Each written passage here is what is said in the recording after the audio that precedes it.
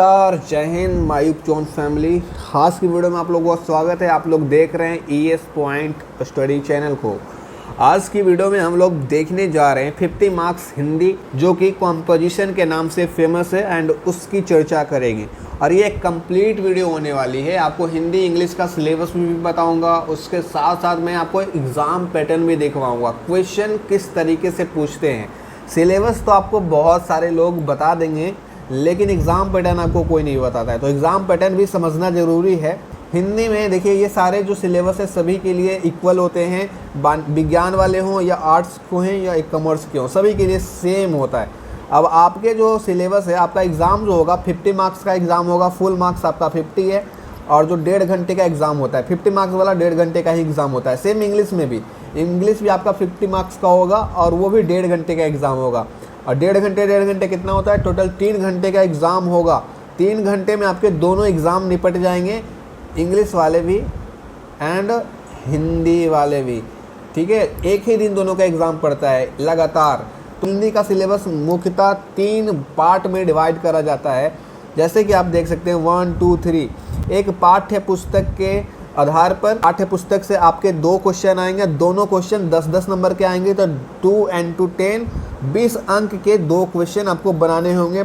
ये पाठ्य पुस्तक जो आप पढ़ेंगे, ठीक है, ये सारे जो जितने भी देख रहे हैं सभी पाठ्य पुस्तक के टॉपिक्स है, तो वो अगले टॉपिक्स हम देखेंगे। अभी यहाँ पर समझो, सेकेंड पार्ट में आपको आता है निबंध लिखना। निबंध कौन नहीं लिख देगा यार, आपको बहुत आसान टॉपिक देती है, उस पर निबंध ऐसे लिखना होता है। 15 मार्क्स का एक क्वेश्चन होता है, तो निबंध आप लोग ध्यान से लिखिएगा एग्ज़ाम में।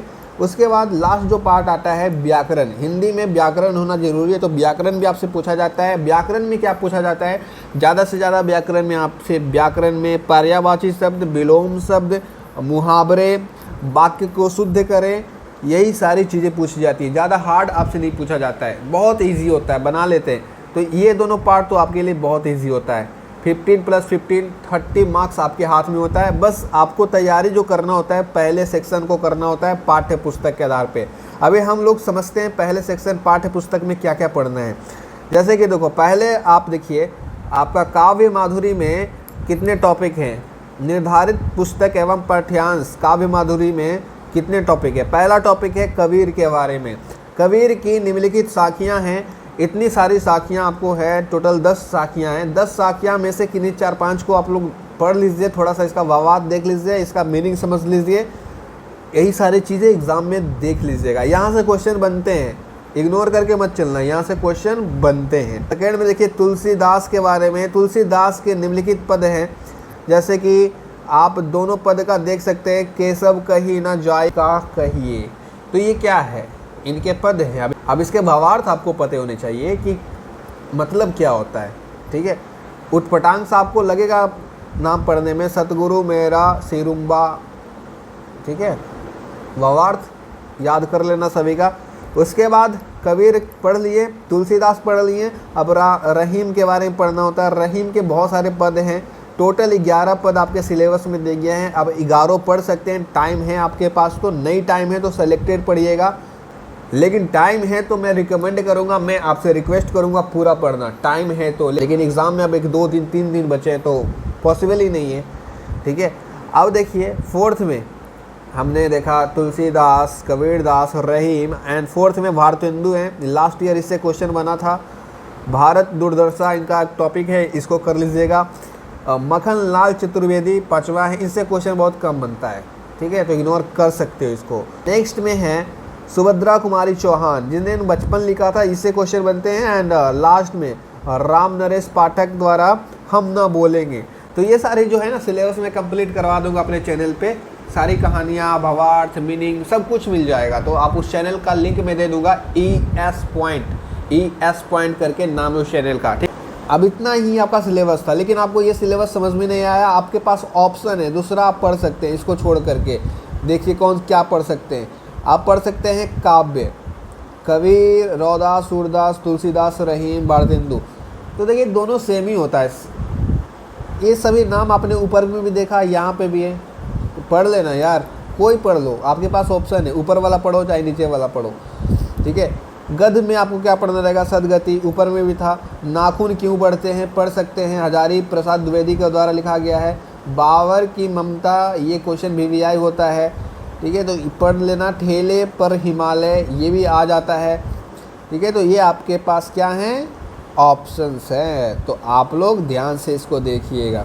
उसके बाद व्याकरण आ जाता है। व्याकरण में आपको संज्ञा, सर्वनाम, विशेषण, उपसर्ग, प्रत्यय, तो ज़्यादातर प्रत्यय से क्वेश्चन आएगा, लिंग से क्वेश्चन आएगा, विलोम शब्द, मुहावरे एंड वाक्य संशोधन क्वेश्चन आता है, पर्यायवाची शब्द आता है। बस इतना कर लो, सभी संज्ञा सर्वनाम तो आता ही होगा, बच्चा बात चीज़ है, नहीं तो उसको छोड़ भी सकते हो, ऐसा ज़रूरी नहीं है कि सबको पढ़ना ही है। ये प्रत्यय पढ़ लेना, विलोम शब्द पढ़ लेना एंड पर्यायवाची शब्द पढ़ लेना, वाक्य संशोधन पढ़ लेना, बाकी आपका काम निकल जाएगा और आप अच्छे से एग्ज़ाम में स्कोर कर पाएंगे। समझ गए होंगे मेरे भाई। तो ये हुआ हिंदी का सिलेबस। हिंदी के सिलेबस का एग्ज़ाम पैटर्न हम लोग समझ लें। फिलहाल आपने सिलेबस देख लिया, समझ लिया, अब सिलेबस से क्वेश्चन कैसे बनते हैं वो भी समझो। देखो क्वेश्चन कैसे बनेंगे, आपने जो शुरू वाला देखा था जहाँ से आपको पढ़ना था काव्य, वहाँ से क्वेश्चन इस तरीके से बनेगा। पहला क्वेश्चन आएगा, पहले क्वेश्चन में किन्हीं दो को उत्तर देना है, तो वहाँ से कोई दो टॉपिक आप सेलेक्ट करके पढ़ लेना, इम्पोर्टेंट एंड यहाँ पे भी आपको कोई दो ही बनाना होगा। जैसे कि आपने कबीर के बारे में पढ़ा, तो कबीर से एक क्वेश्चन हर साल रहता है, और कबीर से अगर आपने पढ़ाई की होगी मन से तो ये वाला क्वेश्चन आप ज़रूर कर लेंगे।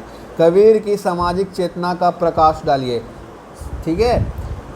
सूरदास के वात्सल्य वर्णन का प्रकाश डालिए। भारतेंदु हरिश्चंद्र की काव्य कला पर प्रकाश डालिए। कहानी तत्वों के आधार पर सदगति कहानी की मूल्यांकन कीजिए एंड ठेले पर हिमालय, ये आपके एग्ज़ाम में देखने को मिल सकता है। इसको तो कम से कम करके जाना यार, करके जाना। मुझे ऐसा फील हो रहा है कि ये एग्ज़ाम में आएगा, पक्का आएगा। तो ठेले पर हिमालय आपको पता होना चाहिए, ओके।